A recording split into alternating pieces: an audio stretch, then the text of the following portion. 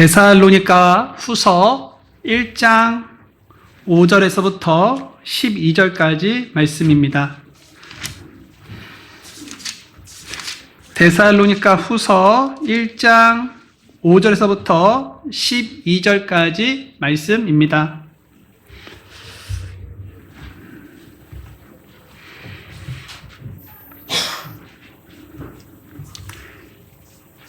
네, 5절부터 같이 읽어보겠습니다. 시작. 이것은 하나님의 의로우신 심판의 명백한 증표로서 너희가 하나님의 왕국에 합당한 자로 여겨지게 하려 함이니 그 왕국을 위해 너희 또한 고난을 겪느니라.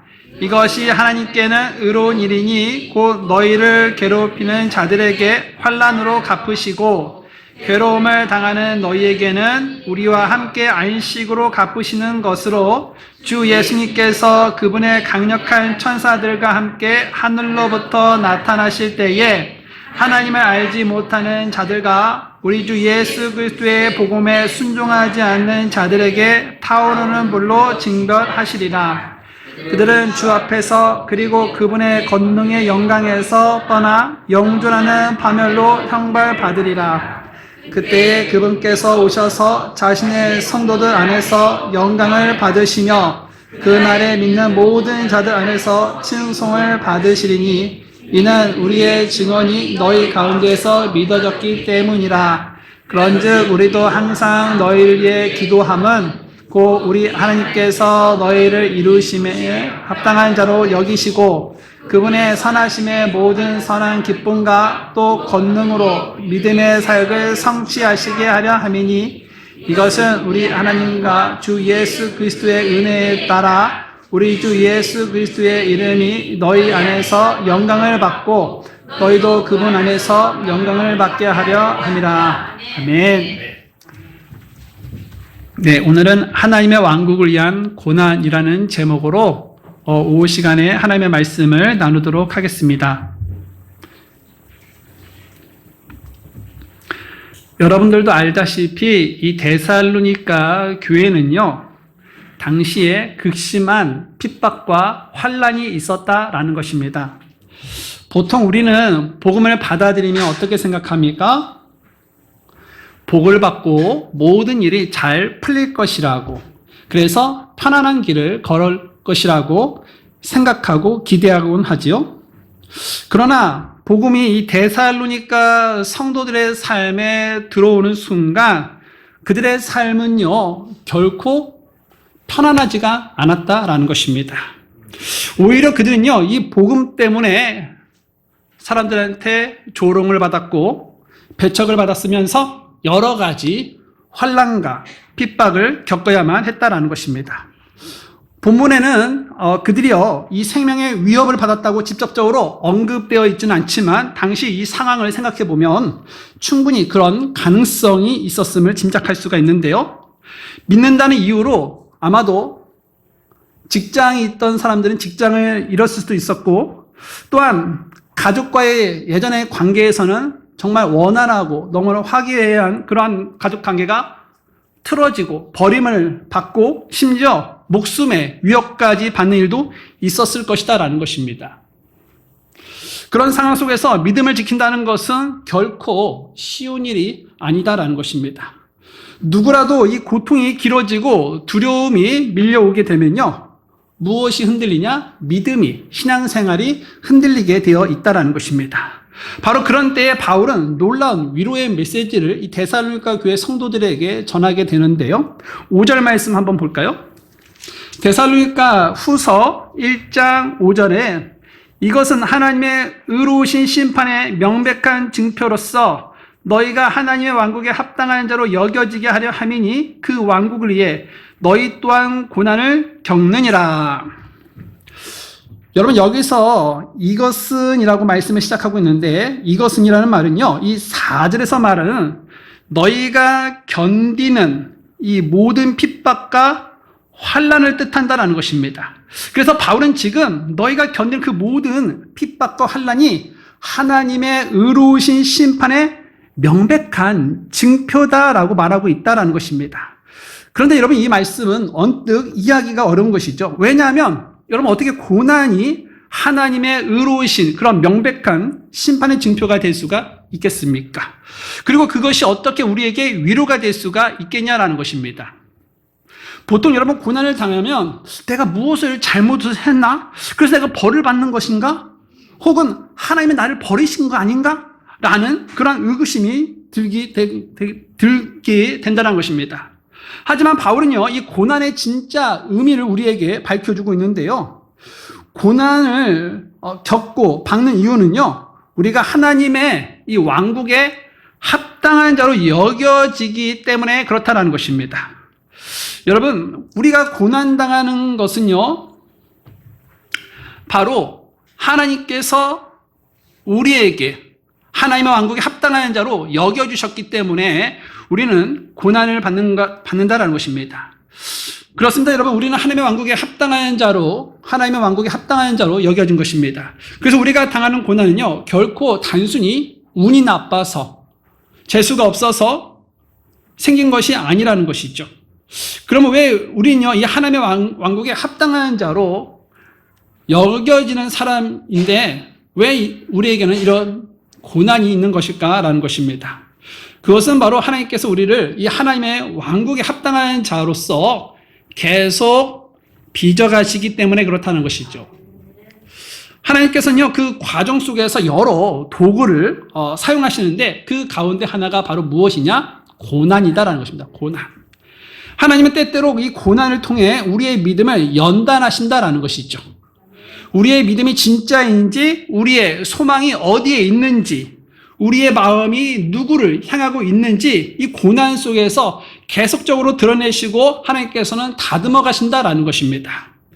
그래서 성도에게 고난은요, 단순한 그런 고통이 아니다라는 것이 있죠. 하나님께서 우리를 하나님의 왕국에 합당한 사람으로서 세워가시는 과정이다라는 것입니다. 여러분, 운동선수를 한번 생각해 보실래요? 운동선수가 여러분 올림픽 무대에 서기 위해서 얼마나 많은 그런 혹독한 훈련을 받습니까? 그 훈련이 여러분 편합니까? 결코 편하지 않는다는 것입니다. 매일같이 반복되는 그런 훈련 속에서 땀이 흐르고 근육이 찢어질 정도로 아프다라는 것입니다.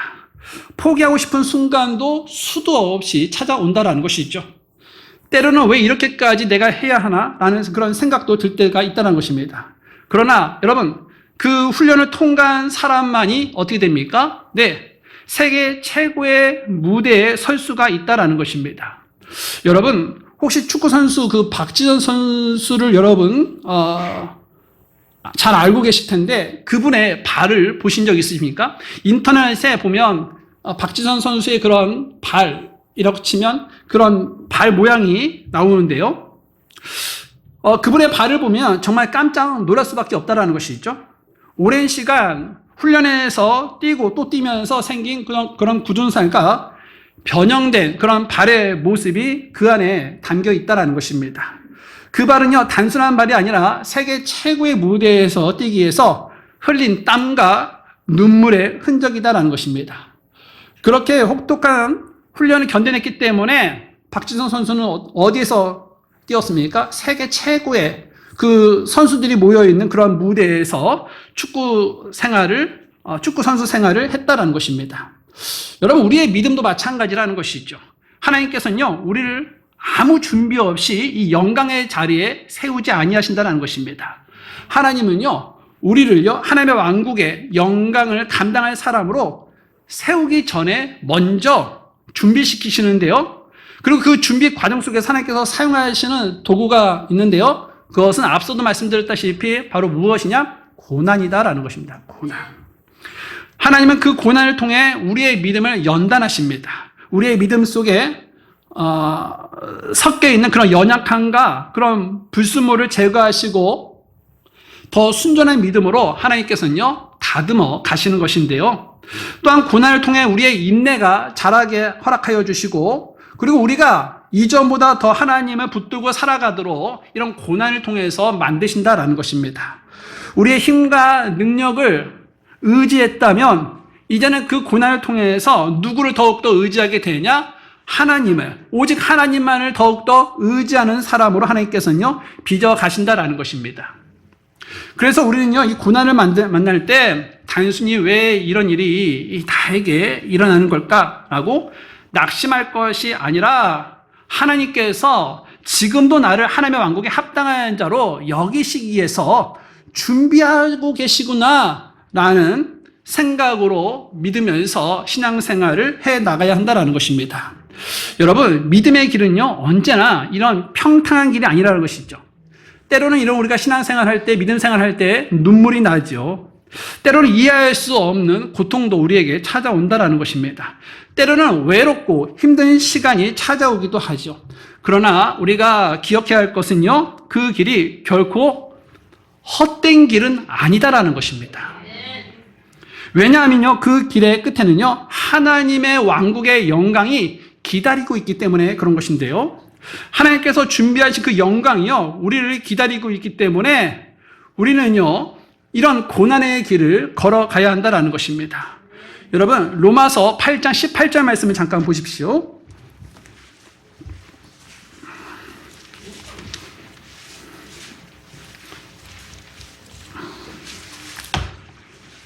로마서 8장 18절입니다.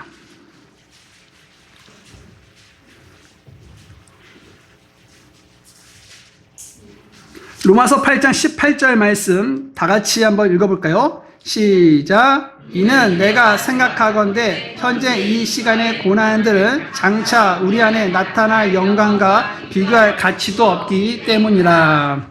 여러분, 우리가 지금 겪고 있는 이 고난의 시간들이 아무리 크고 또한 힘들어 보여도요, 하나님께서 장차 우리 안에 나타날 영광과 비교하면 그것은요, 비교할 가치도 없다라는 것입니다.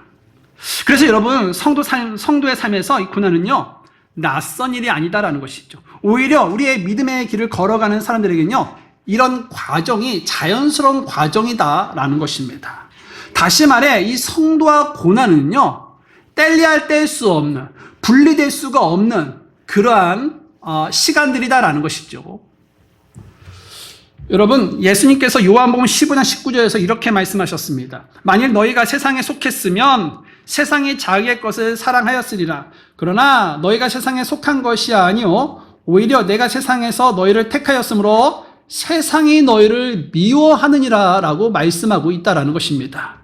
또 사도 바울은요, 이 디모데후서 3장 12절에서 이렇게 말씀하고 있는데요. 참으로 그리스도 예수님 안에서 경건하게 살고자 하는 자는 경건하게 살고자 하는 모든 자는 핍박을 받으리라 라고 말씀하고 있다라는 것입니다. 그렇습니다, 여러분. 그리스도인들에게 이 핍박과 고난은요, 예외가 아니라 자연스러운 일, 필연이다라는 것입니다. 우리가 세상에 속하지 않았기 때문에 세상은 우리를 미워하고 환영하지를 않는다라는 것입니다. 그래서 성도와 핍박과 이 환난과 고난은 결코 떨어질 수가 없는 것이죠. 그런데 여러분, 고난은 우리의 믿음을 무너뜨리기 위한 것이 아니다라는 것입니다. 오히려 우리의 믿음을 증명하기 위한 하나님의 방법인 것이죠. 하나님께서는요, 이 고난을 통해 우리를 하나님의 왕국에 합당한 자로 세워 가신다라는 것입니다. 우리가 겪는 이 고난은요, 단지 이런 개인적인 불행이 아닌 것인데요. 그것은요, 우리가 세상과 다른 길, 곧 예수 그리스도의 그 십자가의 길을 걷고 있다라는 증거이다라는 것입니다. 다시 말해, 이 고난은요, 우리가 하나님의 왕국에 속한 사람이라는 사실을 보여주는 증표가 된다라는 것이죠. 그러므로 여러분, 이 고난의 깊이가 깊어질수록 여러분을 위해 예비된 그런 하나님의 왕국의 영광은요, 더욱더 찬란히 빛날 것이다라는 것이죠. 이 사실을 여러분 굳게 붙잡을 수 있기를 바랍니다.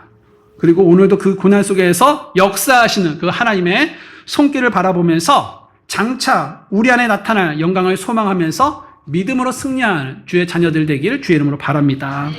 여러분, 우리는요, 살아가면서 때로 억울한 일을 당할 때가 있죠.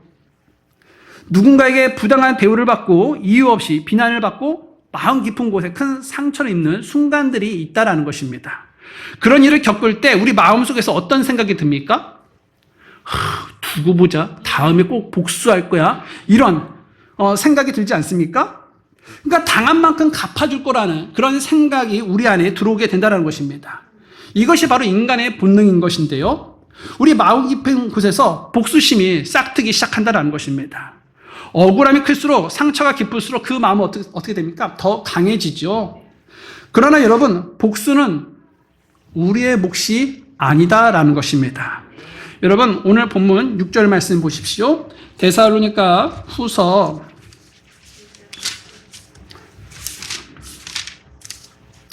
1장 6절 말씀을 보게 되니까 이것이 하나님께는 의로운 일이니 곧 너희를 괴롭히는 자들에게 환난으로 갚으시고라고 말씀하고 있다라는 것입니다. 하나님께서는요, 우리의 눈물과 아픔을 모두 보고 계시는데요, 우리가 밤에 이 잠들지 못하면서 흘리는 눈물도, 그리고 아무도 알아주지 않는 그런 억울함도 누구는 다 알고 계시냐? 하나님은 다 알고 계신다라는 것입니다. 그리고 하나님은요, 결코 그것을 그냥 지나치지 아니하신다라는 것입니다. 어떻게 하신대요? 하나님께서는요, 그것을 다 갚아 주신다라고 말씀하고 있다라는 것입니다. 여러분, 로마서 12장 19절 말씀 잠깐 보겠습니다. 로마서 12장 19절입니다.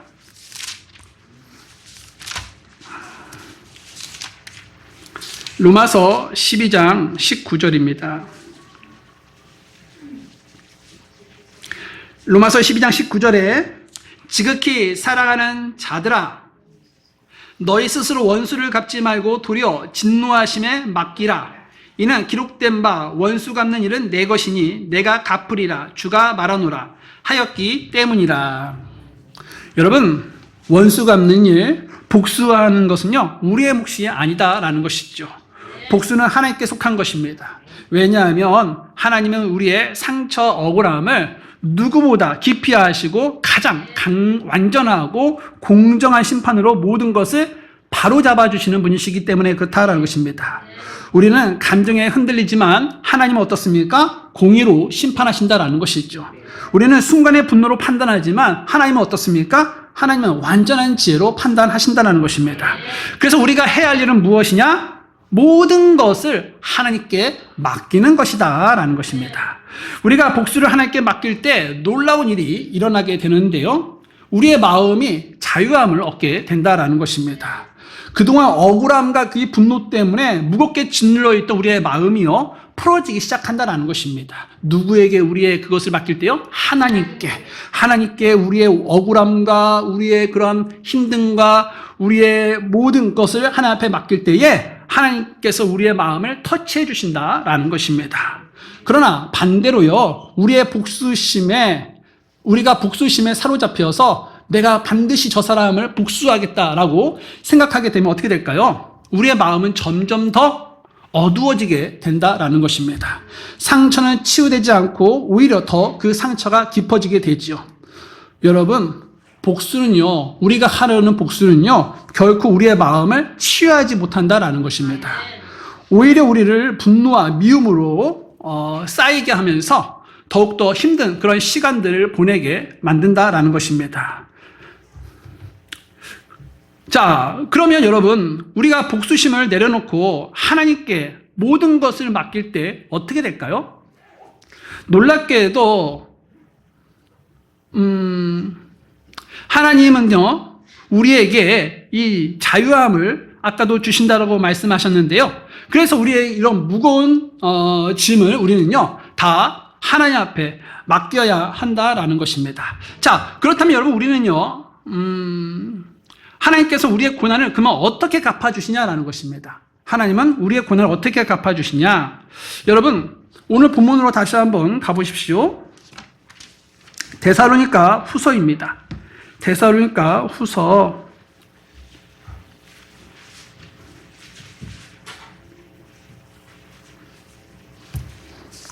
6절에서부터 7절 말씀입니다. 이것이 하나님께는 의로운 일이니 곧 너희를 괴롭히는 자들에게 환난으로 갚으시고 괴로움을 당하는 너희에게는 우리와 함께 안식으로 갚으시는 것으로 주 예수님께서 그분의 강력한 천사들과 함께 하늘로부터 나타나실 때에. 여러분, 여기서 갚으신다라는 말이 나오는데요, 여기서 갚으신다라는 말은요, 정당한 대가를 지불한다는 뜻이다라는 것입니다. 하나님은 공의로우신 분이시기 때문에 우리의 삶 속에서 일어난 그런 모든 일을 그냥 지나치지 아니하신다라는 것이 있죠. 우리가 세상에서 겪은 억울함과 눈물, 이유 없이 당한 그런 비난과 고난을 하나님은 단 한 번도 잊지 아니하신다라는 것입니다. 지금 당장 심판이 이루어지지 않는다고 해도요, 하나님은요, 그리고 하나님께서 침묵하고 계시는 것처럼 보일 수가 있지만 하나님께서는요, 그 모든 것을 보고 계신다라는 것입니다. 그래서 때가 되면요, 반드시 하나님께서는요, 공의롭게 그 모든 것을 갚으신다라는 것입니다. 그래서 우리에게 괴롭히는 자들에게 하나님은요, 환난으로 갚으신다라고 말씀을 하고 계신다는 것입니다. 반면 여러분, 이 믿음을 지키느라 괴로움을 당하는 우리에게는요, 어떻게 하나님께서 갚으시냐? 안식으로 갚으신다라고 하나님은 말씀하고 있다라는 것입니다. 그렇다면 여기서 말하는 이 안식은 어떤 안식이냐라는 것일까요? 이 안식은요, 이 단순히 몸에 쉬는 휴식이 아니다라는 것입니다. 이 안식은 모든 눈물과 슬픔, 억압과 이런 고통이 완전히 사라진 상태, 다시 말해 하나님과 함께 누리는 그런 영원한 평강을 의미한다라는 것입니다. 여러분, 세상은 우리에게 잠시의 위로는 줄 수는 있습니다. 잠깐의 즐거움도 줄 수가 있죠. 그러나 참된 평강은 줄 수가 없다라는 것입니다. 세상의 위로는 시간이 지나면 어떻습니까? 사라지게 되지요. 세상의 기쁨도 어떻습니까? 환경이 바뀌면요, 그것들이 다 무너지게 된다는 것입니다. 그러나 하나님께서는요, 주시는 그런 안식은 다르다는 것인데요, 그 안식은 세상에 줄 수 없는 그런 완전한 평강을 하나님께서 우리에게 주신다라는 것입니다. 그 안식 안에는요, 우리는 더 이상 눈물을 흘리지 않게 되겠죠. 그리고 그 안식 안에서 억울함도, 상처도, 고통도 다 치유받고 사라지게 된다라는 것입니다. 이것이 바로 하나님의 복수이다라는 것입니다. 세상 사람들은 복수를 이렇게 생각하죠. 내가 당한 만큼 돌려주는 것이라고 생각한다는 것입니다. 그러나 하나님께서 이루시는 복수는 다르다는 것인데요, 하나님은요, 악한 것을 심판하시고 의로운 것을 위로하신다라는 것입니다. 억울함을 풀어주시고 눈물을 영광으로 바꿔주신다는 것입니다. 그렇다면 여러분, 이러한 공의로운 심판은 언제 이루어지냐라는 것이죠. 하나님께서 반드시 갚으시고 심판하신다는데 언제 하나님께서는 이런 공의로운 심판을 이루어 주실까? 7절과 8절을 다시 한번 보겠습니다. 괴로움을 당하는 너희에게 우리와 함께 안식으로 갚으시는 것으로 주 예수님께서 그분의 강력한 천사들과 함께 하늘로부터 나타나실 때에 하나님을 알지 못하는 자들과 우리 주 예수 그리스도의 복음에 순종하지 않는 자들에게 타오르는 불로 징벌하시리라 라고 말씀하고 있습니다. 하나님의 공의로운 심판은요, 주님께서 다시 오실 때다라는 것입니다. 우리의 주님은요, 처음 이 땅에 오셨을 때는요, 아주 낮고 겸손한 모습으로 오셨죠. 베들레헴의 작은 그런 마구간에서 태어나셨고 사람들에게 조롱을 받으셨으며 결국 십자가에서 죽임을 당하셨다라는 것입니다. 그때 주님은요, 사람들을 섬기기 위해서 구원의 주님으로 오셨다라는 것입니다. 그러나 주님께서 다시 오실 때의 모습은 초림 때와는 전혀 다르다라는 것이죠. 다시 오시는 주님은요, 더 이상 이 마구간의 아기가 아니라 온 우주 만물을 다스리는 그런 만왕의 왕으로, 영광의 왕으로 오실 것이다라는 것이죠. 주님은요, 강력한 천사들을 대동하신다는 것입니다. 하늘의 영광 가운데서 그리고 나타나시는 것이죠. 그때 주님은요, 이 세상을 그냥 지나치지 아니하시고 이 땅에서 행해졌던 모든 불의와 악을 타오르는 불로 심판하시고 하나님의 공의를 분명하게 드러내 주실 것이다 라는 것이죠. 그렇다면 여러분, 그 심판의 대상은 누구냐라는 것입니다. 그 심판의 대상, 바울은 오늘 본문에서 두 분류의 사람들을 말씀하고 있는데요, 바로 첫째는요, 하나님을 알지 못하는 자들이라는 것입니다. 하나님을 알지 못하는 자들을 하나님께서는요, 8절에 보게 되니까 심판하신다라고 말씀하고 있다는 것이죠. 여기서 하나님을 알지 못하는 자들이란 단순히 이 하나님에 대한 지식이 부족해서 몰랐던 사람을 의미하는 것이 아니다라는 것이죠. 하나님께서는요, 이미 이 세상 속에서 하나님의 나타나심을 보여주셨다라는 것입니다. 여러분 창조 세계를 통해서 보면요, 하나님께서 살아계시다는 사실을 하나님 분명하게 증명하고 계시죠. 그리고 하나님께서는요, 사람의 양심을 통해서 하나님께서는 살아계시다, 하나님께서는 존재하신다라는 사실을 하나님께서는 알려주셨다라는 것입니다. 그럼에도 불구하고 하나님을 인정하지 않고 하나님을 부인하면서 오직 자신의 지혜와 힘을 의지하면서 살아가는 사람들, 바로 그들이요, 누굽니까? 바로 하나님을 알지 못하는 사람들이다라는 것이죠.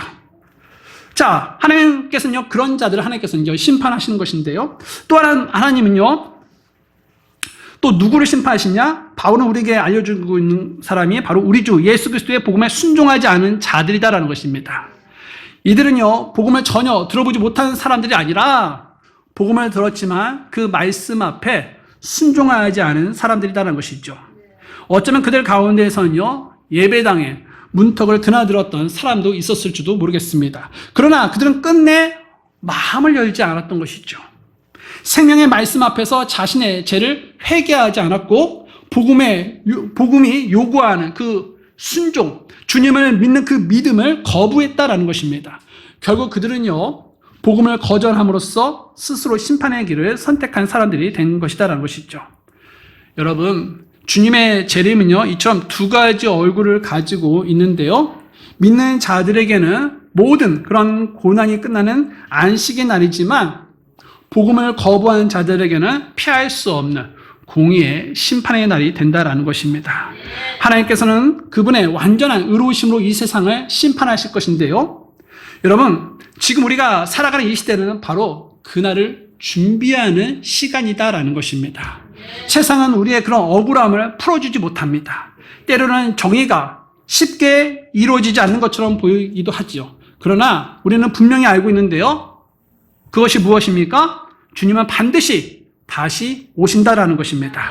그리고 그날에 모든 것을 하나님께서는요, 바로잡아 주신다라는 것입니다. 우리의 눈물을 닦아주시고 의로운 판단으로 세상을 심판하신다라는 것이죠. 그래서 여러분, 우리가 지금 환난 가운데에 있다면 낙심하지 말아야 한다라는 것입니다. 고난 가운데 있다고 해도 고개를 떨굴 필요가 없다라는 것입니다. 믿음의 인내로 견뎌야 하는 것이죠. 하나님께서는요, 우리의 고난을 결코 헛되이 보지 아니하신다라는 것입니다. 가장 의로운 때에 가장 영광스러운 안식으로 우리에게 갚아 주신다라는 것입니다. 그러므로 우리는요, 이 주님의 날을 간절히 소망하면서 믿음으로 인내하고 말씀에 순종함으로써 하나님의 왕국에 합당한 자로 설 수 있어야 한다는 것입니다.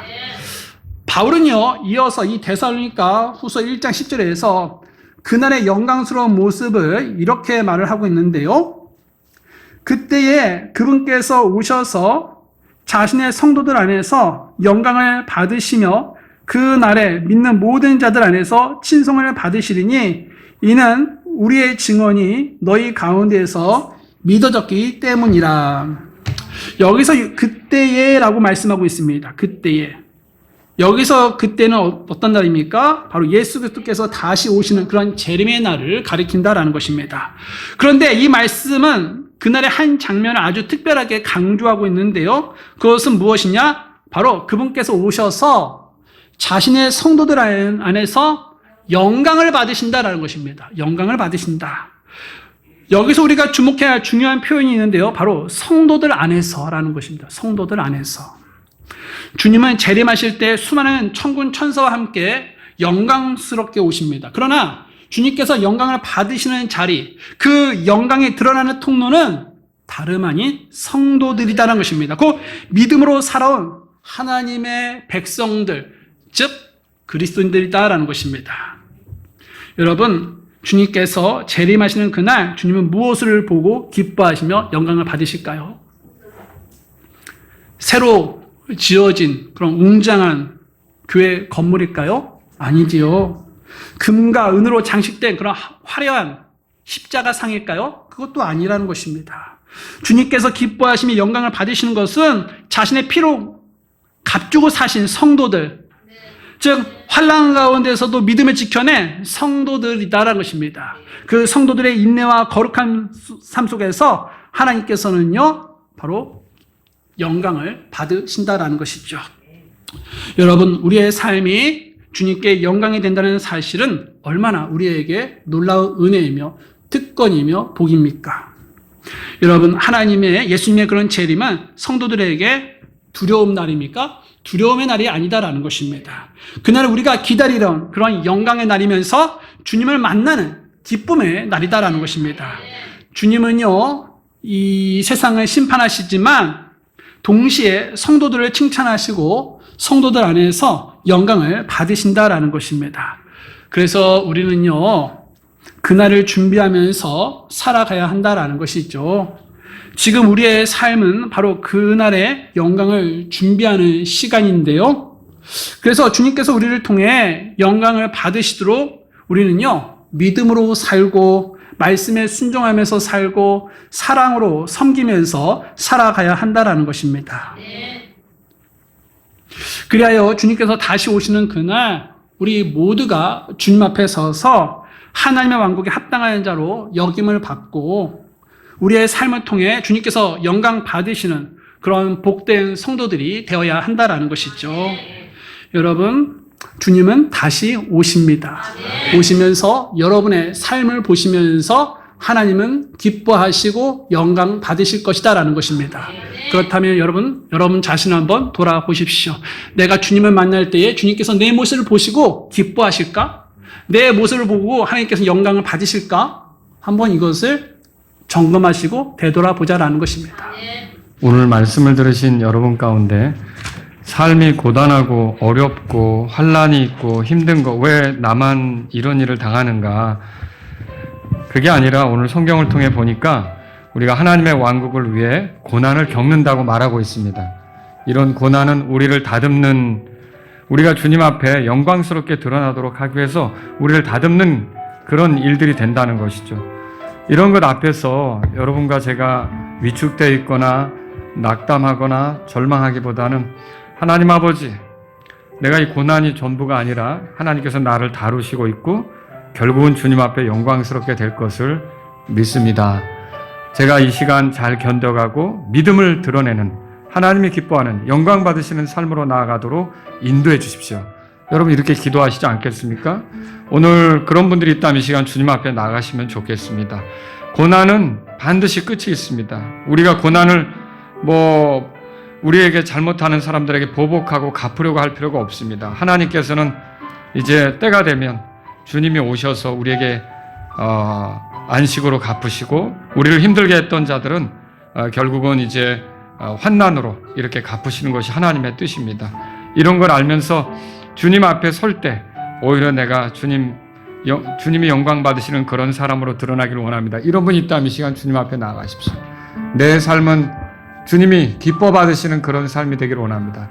주님이 영광 받으시는 삶이 되기를 원합니다. 이런 분이 있다면 주님 앞에 나아가시면 좋겠습니다.